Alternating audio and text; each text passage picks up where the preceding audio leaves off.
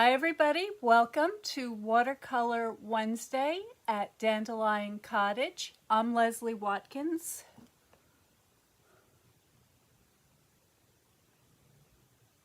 So it feels like it's been a little while since I've seen you. I've had a couple of trips and adventures. I was at the on-stage event for Stamping Up, which was a lot of fun, and that was in Raleigh, North Carolina. So I was there for a few days with about 2,500 of my best friends. And we got to see the new catalog.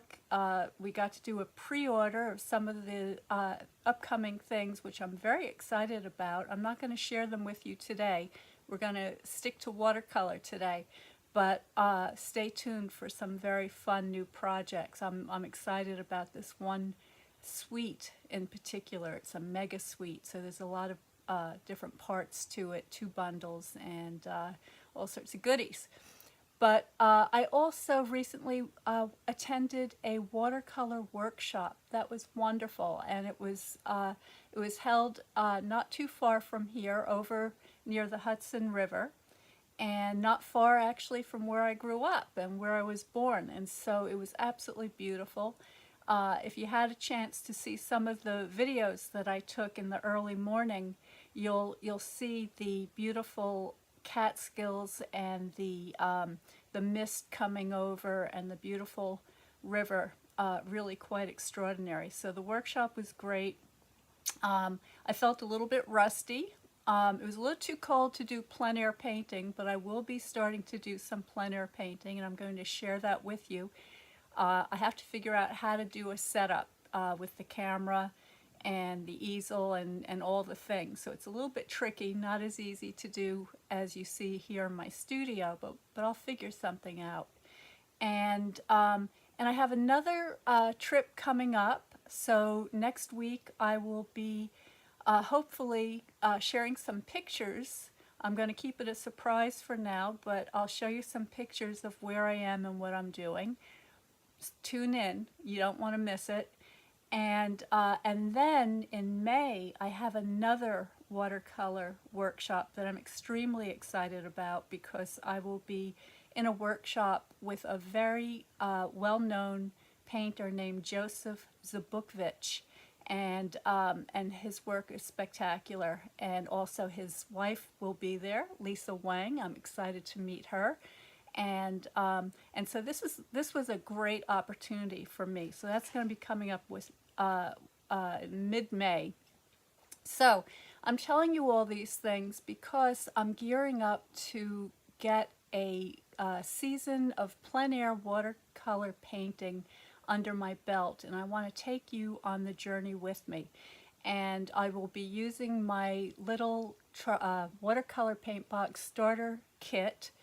So you've seen that little palette. I'm not going to show it to you right now, but it's a very compact kit, and I want to invite everybody out there who's interested in watercolor, or who has been interested in watercolor but afraid to begin, or maybe you're somebody that's going on a vacation or doing some summer hiking and you'd like to bring your travel kit with you. So I'm going to be sharing tips and ideas and ways that you can do that. I have a lot of experience after doing plein air painting for nearly 40 years to share with you, and so I can hopefully keep you from spending too much money and making too many mistakes and getting started on the best foot possible. So that's all coming up, and I just wanted to share that with you because I'm kind of excited about it. Plus, spring is starting to show in different ways here at Dandelion Cottage. The snowdrops are up. They're beautiful. We even have some of the tulips making just a little bit of an appearance, and a couple of crocuses, and of course all the birds are coming in like mad. We even had peepers. So it's exciting. It's an exciting time of year. The chickens are laying lots of eggs. They know that the days are getting longer and warmer, and they're excited to get started as well. So today I'm just going to revisit that tulip stamp set that I painted for you using the water-based inks. couple of weeks ago, and I will include the link to that video below so that you can find it easily on my YouTube channel, which is Dandelion Cottage Design. But today I'm going to do it this time in watercolor, and I'm going to be handling it in a very traditional way, and what I like to call the three-step process. So I'm going to break it down into 3 easy steps, and you can follow along with any stamp set that is similar.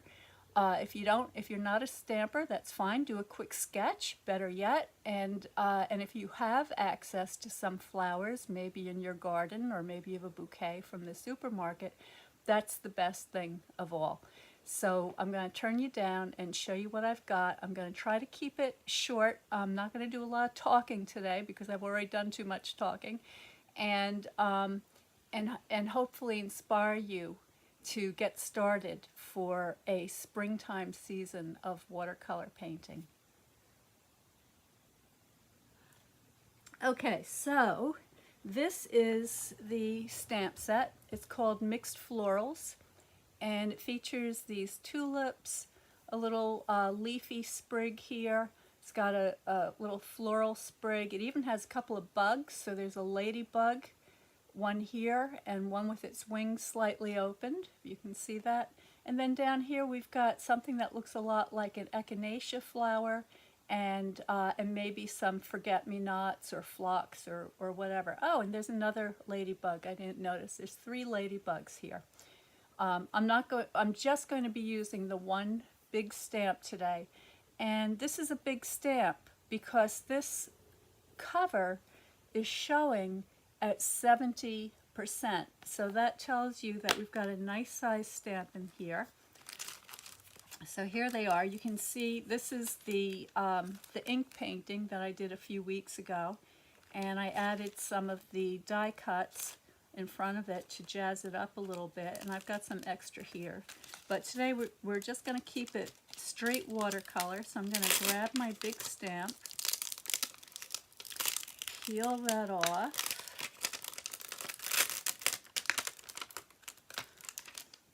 and I'm mounting it on my larger block. So this is an E block.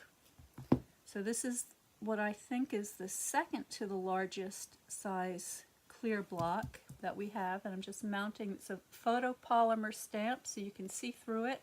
So when you're stamping, you can see exactly where it is that you're placing your image. And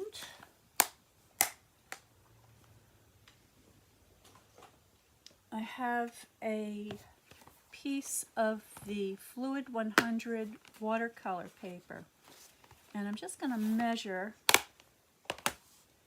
because I think this is a little bit wider than half, and it is. So half a sheet of the Fluid 100 watercolor paper is 3.5 because the entire sheet is 5 by 7. This image is, well, it just about makes 3.5, but it gets very close to the edge. So I'm going to make it a little bit wider. So I'm going to cut this down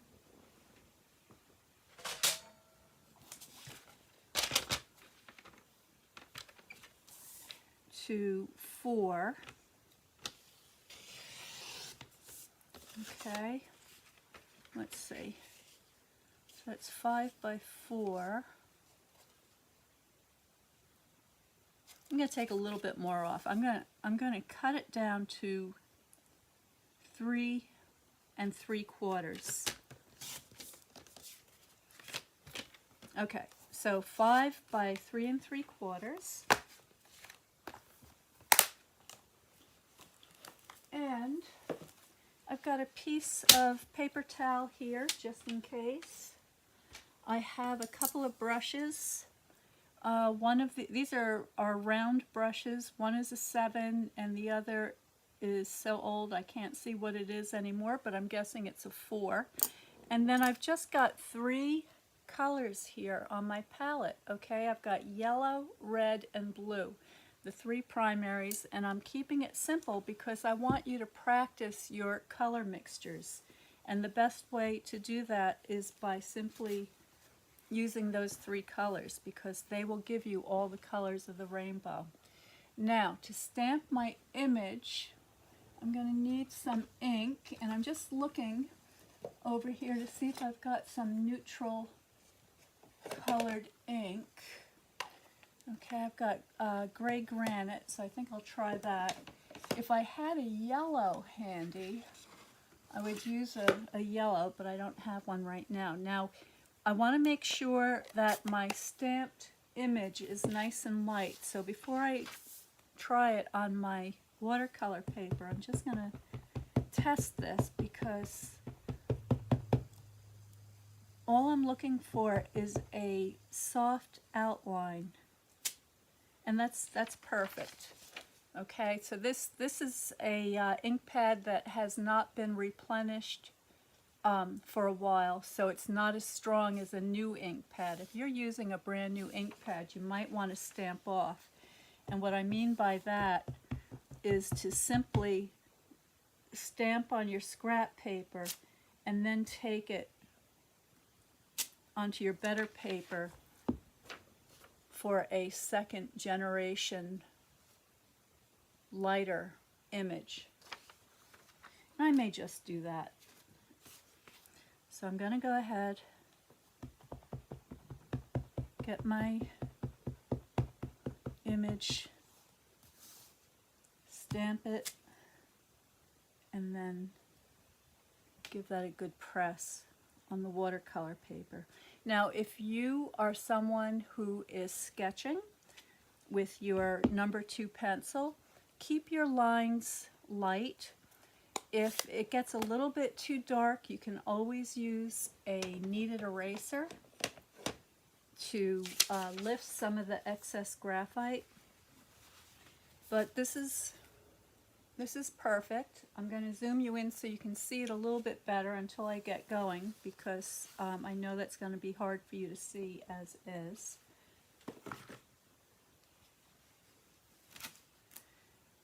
And let me double check and make sure that you can see and hear me all right. And by the way, thank you everybody who came up to me and said hi at the at Onstage. It was a pleasure to meet you all, and I met a lot of people that I didn't know, and I didn't know were out there in cyberspace. So if you're somebody that hasn't said hello or hasn't commented, please take a minute and say hi. Let me know where you're from, and if you'd like, please join us over in the Watercolor and Stamping Up Paper Crafting Projects private Facebook group. There's a bunch of people over there sharing their projects and asking questions and participating in our monthly theme and all sorts of things. So the way you can get invited in is if you comment here so I can recognize your name, and then when you go to Watercolor and Stampin' Up Paper Projects, I will recognize your name and I'll let you right in. So please do that. In the meantime, let me know if you're out there and where you're tuning in from. All right, so the first thing I'm going to do, and the first thing I'm going to do is I'm going to zoom you in so you can see what I'm talking about. So there is the very light stamped image, and I'm just going to begin with a very light wash of yellow. Now you remember earlier I said that I was going to show you what I call the 1, 2, 3 easy way to begin a watercolor painting, and the first step is to paint very lightly. So we're going to start with our light areas first, and I'm just moistening my paints a little bit here because I haven't been home. They got a little bit dry.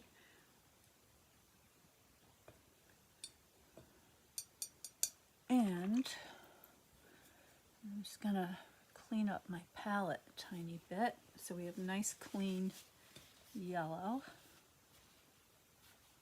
Alright, so using plenty of water and just a little bit of paint, and I'll show you what that looks like.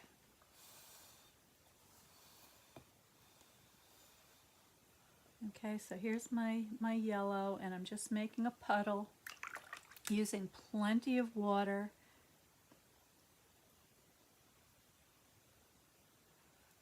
So I have lots of paint ready to go.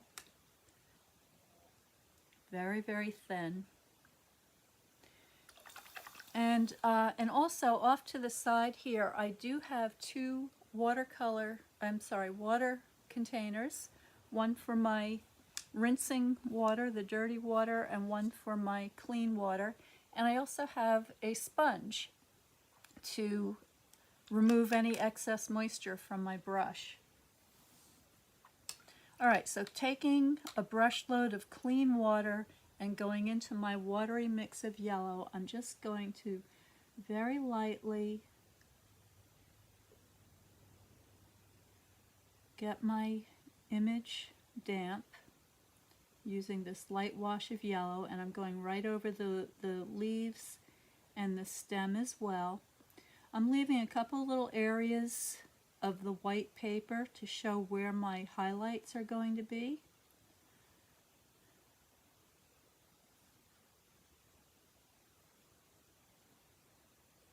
And the other thing that this is going to do is it's going to help moisten the line work from the stamp. And the kind of ink that we use is a water-based ink. And so when the water wets it, it kind of melts a little bit into the image. And that's what I want. I want that line work to kind of disappear. I just need enough of it to show so that I can find my way around the design. Now, if you are working from a graphite drawing or a pencil drawing, then you will be able to remove your excess line work initially before you start painting, and then again at the end you can take a little more off, so long as you don't paint over it. If you paint over your graphite, you will lock it into position and then you won't be able to move it. All right, and then down at the bottom here, I'm just going to soften this and let that fade away. All right, so there are my yellow flowers, my green leaves, which are just yellow at the moment. Now I also have these little tiny flowers, and for those I'm just going to start with a little bit of pink, assuming that they are forget-me-nots, and I have no idea what kind of flowers they are. They look sort of like forget-me-nots, but they're not really curly the way the forget-me-nots curl around, but close enough. And then what I'm going to do is, towards the bottom of the sprig, I'm going to add a little bit of blue.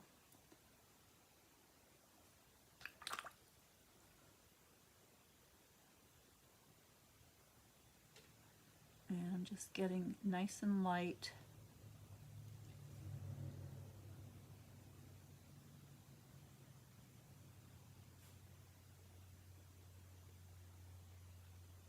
Okay, so that is, I'm just lighten this one up a tiny bit. That is my first wash, and you can see how very light that is.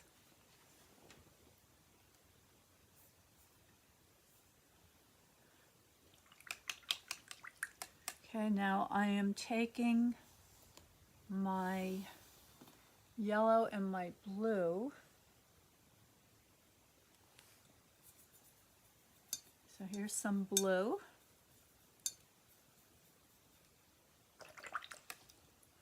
And some yellow. Now the yellow, this yellow is the same as this yellow. This one looks a little bit warmer because it's got some of the red in it, and this looks cooler because it's got a little bit of the blue in it. And I just have it in two places to make it convenient to mix.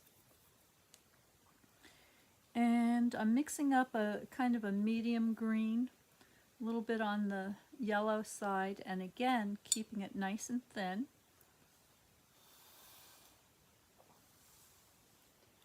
Nice and thin meaning more water, less paint.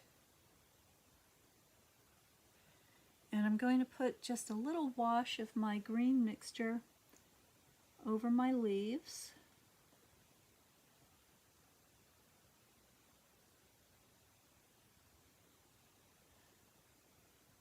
I'm staying away from the areas that I reserved for highlights.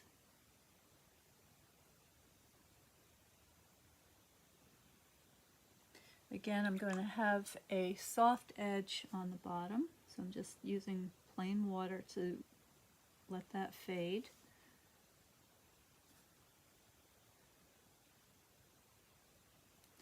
Same over here.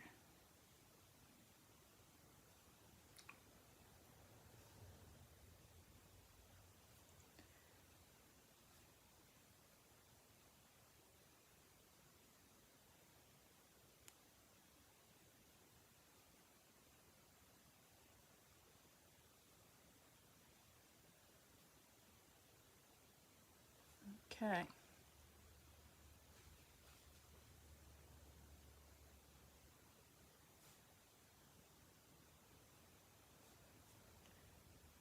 And I'm going to continue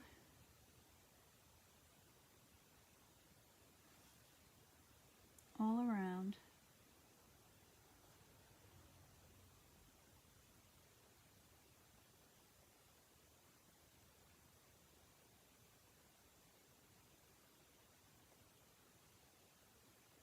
Because the stamped image is so small, it's easy enough for me to navigate around all these areas before they really have a chance to dry. So it makes it a little bit easier to soften these edges so that they blend nicely. If I was working on a larger piece of paper, then of course I would have to work a little faster and paint a little more broadly. But for this little lesson, it should be easy for you to maneuver around the picture. Now over here, I'm going behind this flower,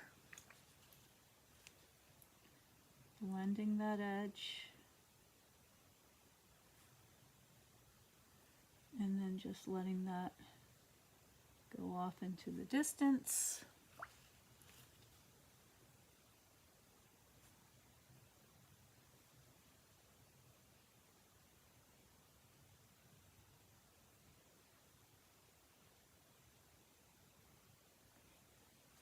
Now I'm still using my larger brush, even though I'm getting into some more detailed areas, meaning the points of the leaves. But because the brush has such a nice point, I can easily get into those places even though I'm using a larger brush. I don't need to switch to my smaller brush just yet.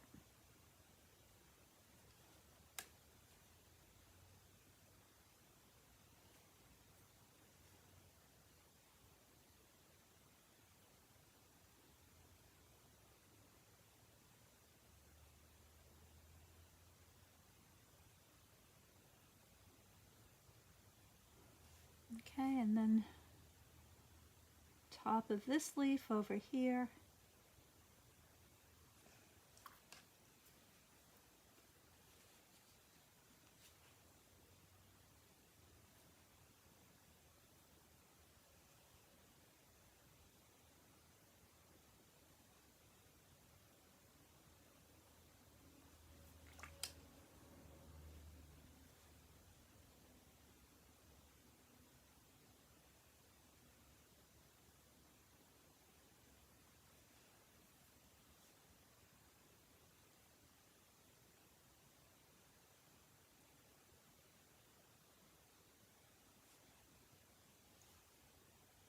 my stem.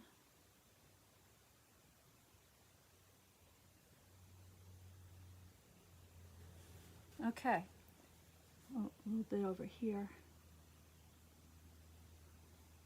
and here.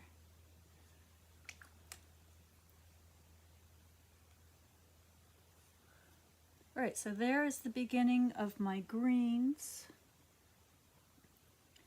Now I'm going to add a few touches to my little pink flowers, and I'm just keeping this very simple.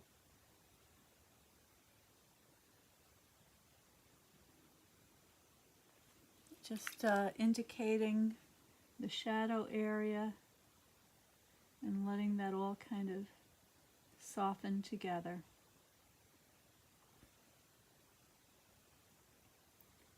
Same down here.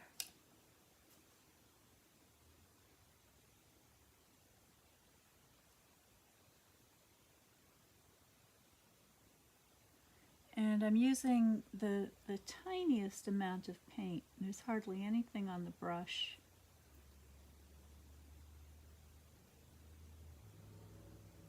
I'm letting the water do all the work.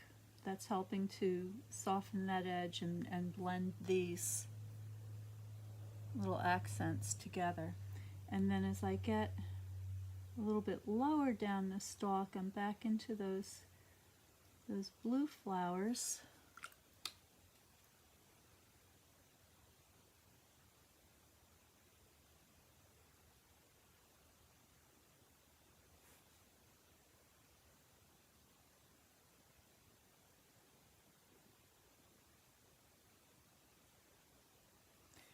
And then finally, going back into my yellow tulips, I can add my middle tone. So this would be your second step. Your first step is your lights. Your second step is your middle tones. So I'm just going to go in and indicate where the light and where the shadow is on my flower forms.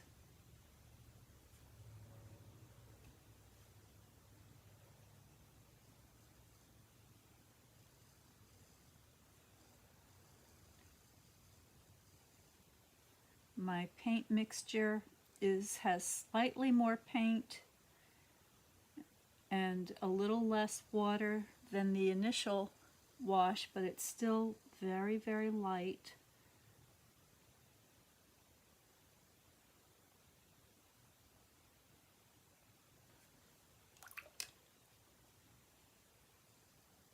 Now at this stage, you should be able to see how the forms are developing, and the line work, the original line work that I used to stamp the image has just about disappeared, and that's what we want. All right, now I am going to do the same thing with my leaves, going back into my yellow and my blue to get a slightly darker green mixture. And I'm going to come down the side of this stem,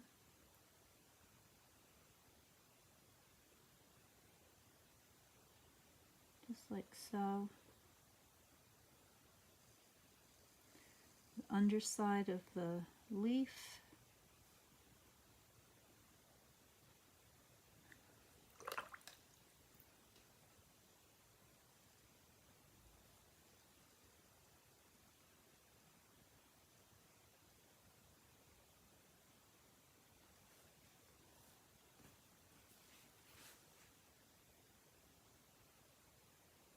I can begin to indicate the veins in the leaves. I don't have to do every single one, just enough to give the impression.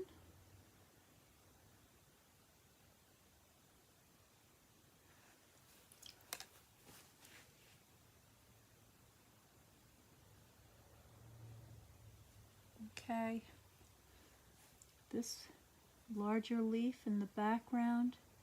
You can indicate some of that central vein like so.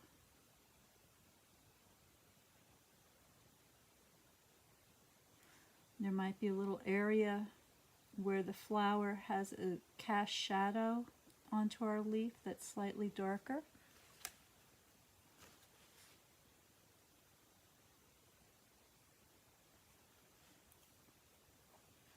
Again, on this stem, I'm coming down and indicating the shadow side.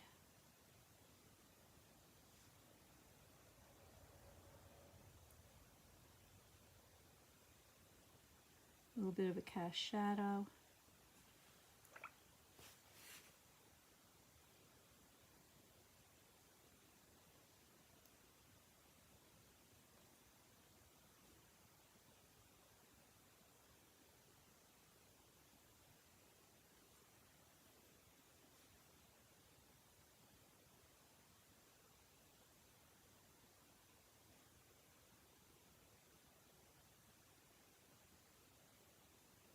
Okay, so we're about halfway done getting all these areas set up.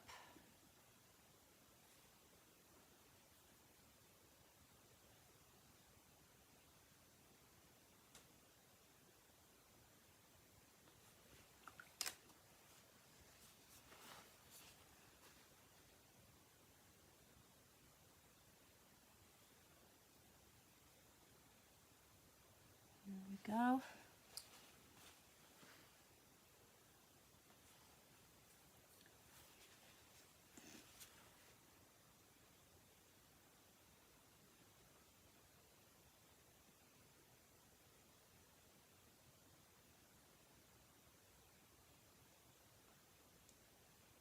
Painting around the little blue flowers, the forget-me-nots. As the leaf develops and gets darker, those little flowers start to emerge.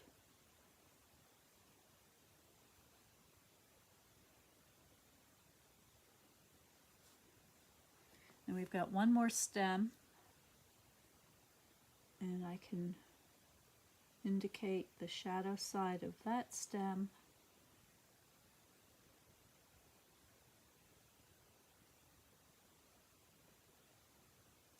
And then over here, these leaves are mostly in shadow.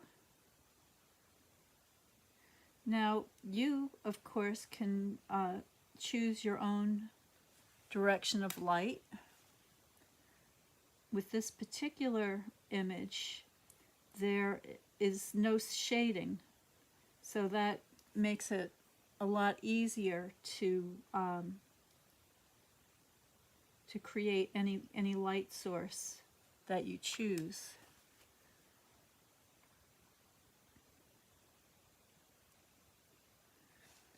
And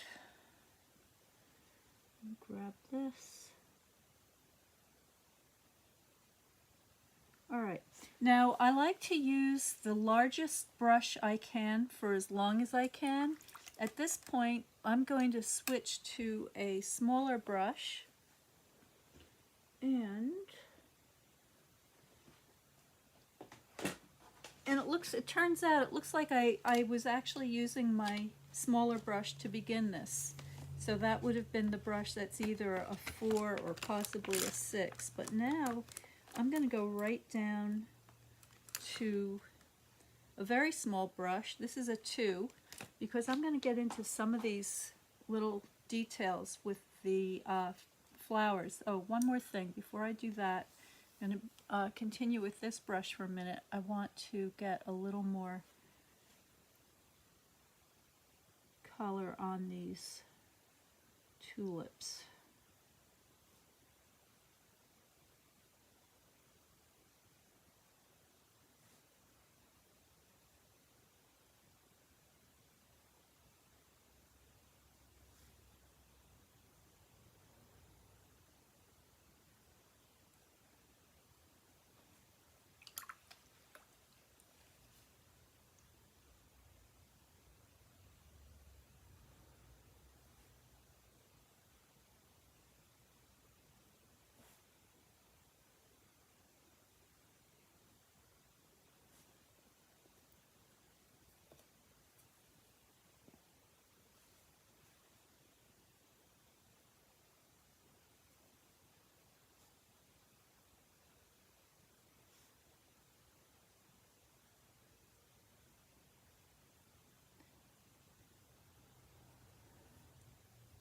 pulling it together. I don't want it to be spotty. I want it to hold together as one mass here. Alright, so that looks pretty good. I'm happy with that. Alright, so that is the second step completed.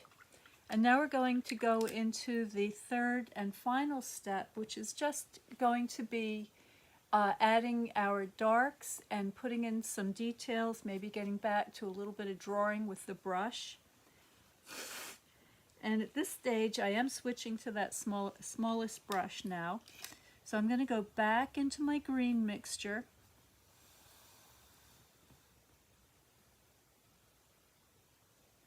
Whoopsie. There we go. So I'm going back into my green mixture. I'm grabbing a little more blue. A little more blue than yellow this time because I want to get darker. And I'm using more paint than before. I'm just getting this dust off my palette here.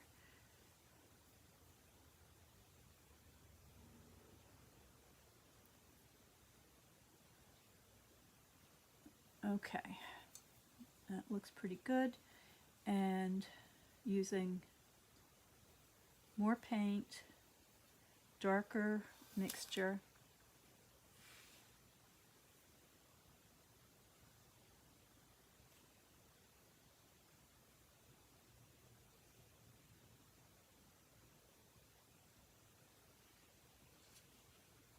Okay, and so I'm going to be looking for areas where there are cast shadows.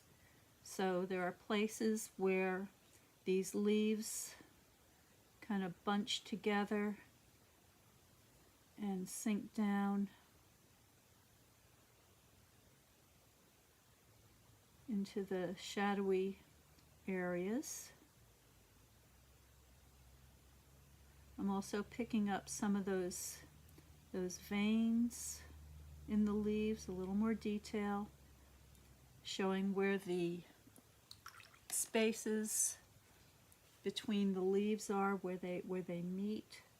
Here and there. I'm not trying to create a photographic image here. I just want to keep it painterly and so that it reads well, so that when the viewer is looking at the picture they know exactly what's what, that it communicates with the viewer.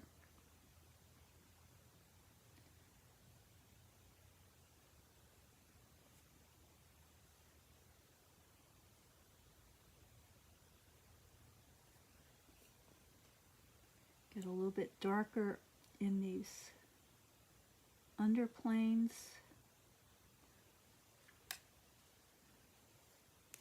The leaf has an edge. It's very thin, but it does have an edge, so I can indicate a little bit of that shadow side to the edge of the leaf.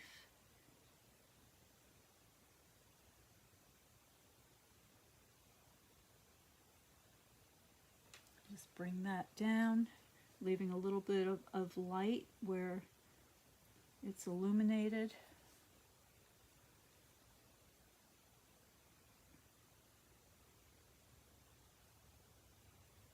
Now over here, I've got a shadowy area.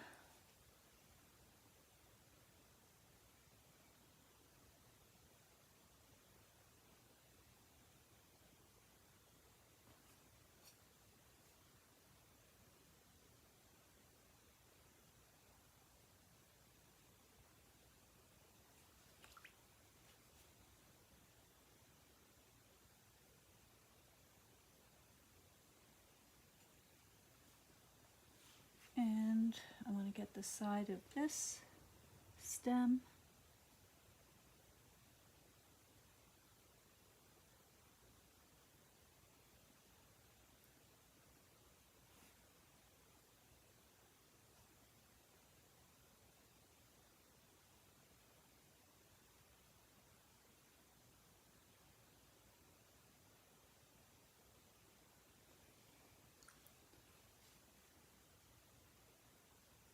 So now with the addition of the darker areas, the painting starts to come together, starts to look a little more finished, but we're not done yet.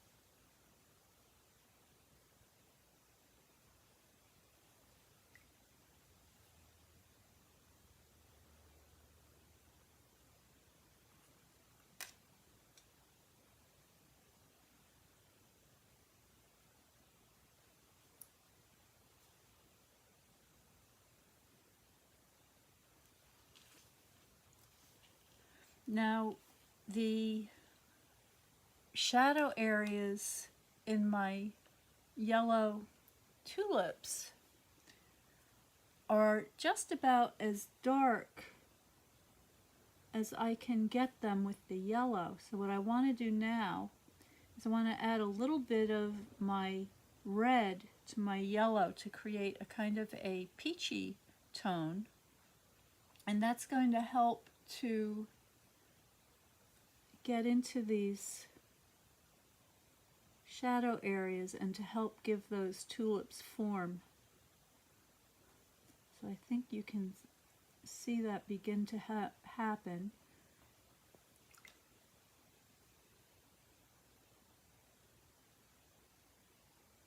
My paper is fairly damp now, which means that with just a little bit of additional water, I can blend these colors really nicely together. So I get a nice smooth transition. Not that I always want to have that. Sometimes I want to have more of a hard edge. But at this point in the picture, I just want to really develop that form so that the flowers have that beautiful kind of an egg shape to them. Get this one.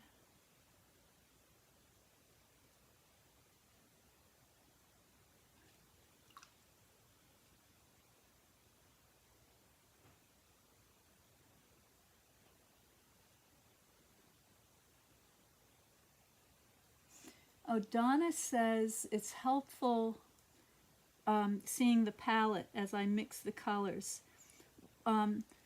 Well, I'm glad that helps, Donna. In my watercolor classes, when I spend much more time on these paintings, I go into the color mixing on the palette much more thoroughly. In these quick videos that I do for the lives, I can't always show everything, but I try to show enough to give you an idea of what's going on in the areas that you can't see that well.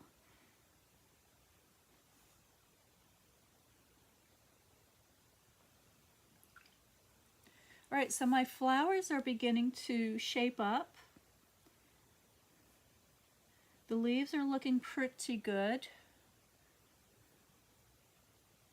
I get a little bit of a cast shadow in here.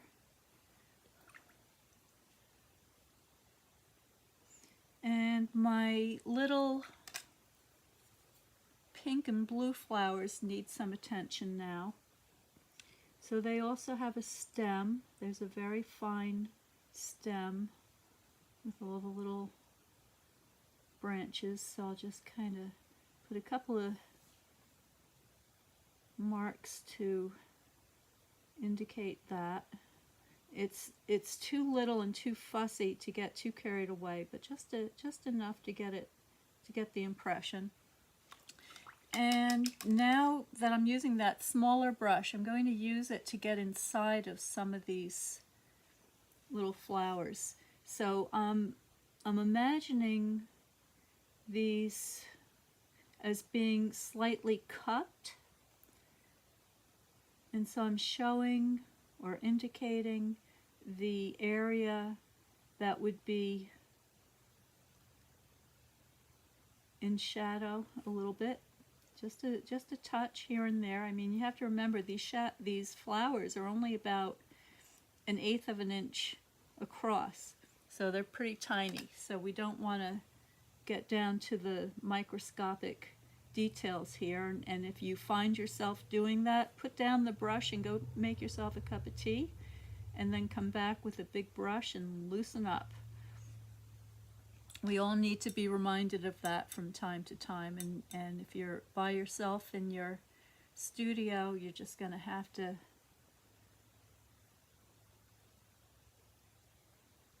create your own intervention. All right, so there are, I'm going to put one more over here. There are my little flowers, my light, medium, and dark tones, and the final thing I'm going to do now is to just put in some accents. And I see Sandra. Hi, Sandra. So for the accents, what I mean by that are the extra little darks that you put here and there, and I would use them very carefully. You don't want to use them all over the place, but just in the areas where you're going to get the most, I was going to say the most value, but I don't want to confuse you with the word value. So, so in other words, we've got the light coming from this direction. So the light is coming from the right, and the shadows fall over here on, or I'm sorry, I got my directions. The light is coming from the left. The shadows are on the right, and so what I'm going to do is I'm going to take a little bit of violet and mix that into my green mixture, and this is going to give me a very rich dark color. So I know that in this area, for instance, it's going to get very dark where all the leaves are kind of coming together. I can put a little touch, just a little cast shadow under these areas where the leaves are bending over, just like so. Can put a touch there, again into this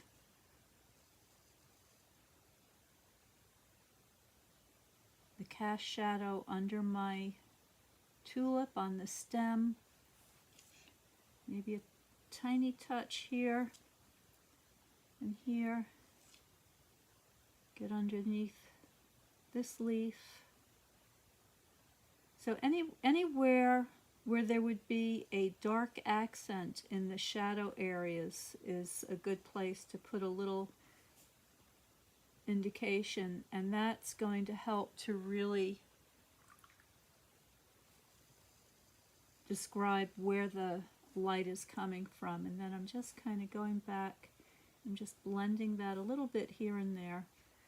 I want a slightly softer edge in my shadows. I don't want to draw too much attention to these areas.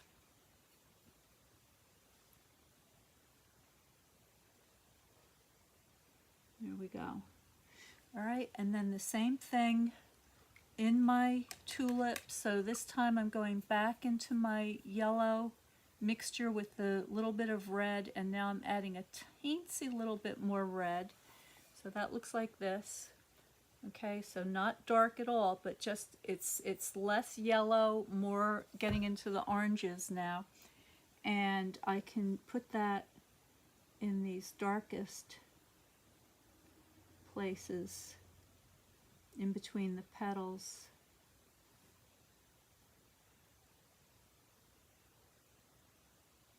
This one's just beginning to open, so just a little bit of darkness is beginning to show here.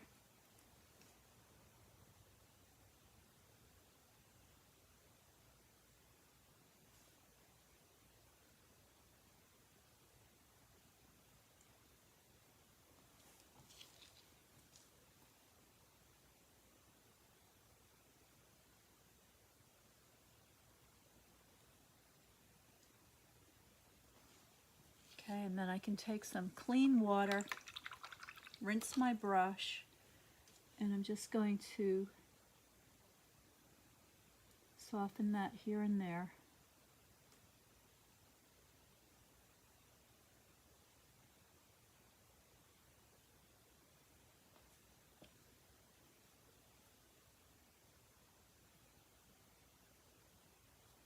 Now later, when this paint has dried thoroughly, I could, if I wanted to, go back and create a beautiful wash over all these different areas, and make the colors really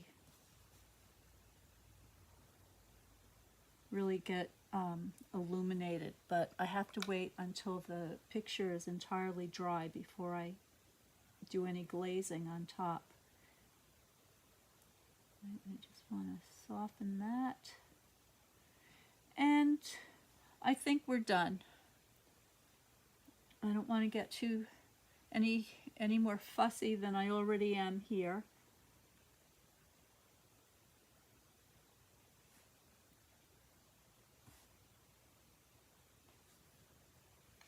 Okay, and so now this painting could be used on your card front. So let me pull out a card base. I will have a link for all of the paper crafting materials that I used for this, including the stamp set if you're interested in the stamp set. So I have here a card base ready to go. I'm just going to zoom you out a little bit. So there we go. And I'm going to use my bone folder to make sure that that has a nice smooth fold. All right, and then my painting will be put on the top just like so. And then I'm going to have to find a sentiment. So I have actually a little sentiment here. This is from the Storybook Moments stamp set, and it says Happy Spring. So that would make a very nice sentiment for my card front. So I may do that, but I'm just going to wait for the paint to dry entirely before I do any application of glue. And I may decide to put a little mat on there. So let's just take a quick look. I have a piece of, this is old olive, but maybe something a little bit darker. So here is the Mossy Meadow, and I think I like that better. All right, so let's see what that looks like.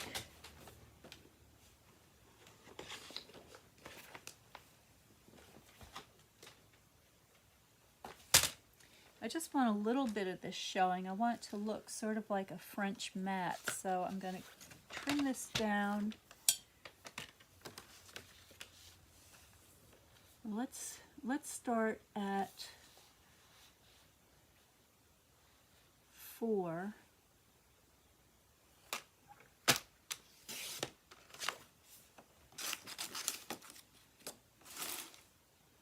By 5 1/4 and see how that looks. Love my trimmer. It gets these beautiful precise cuts.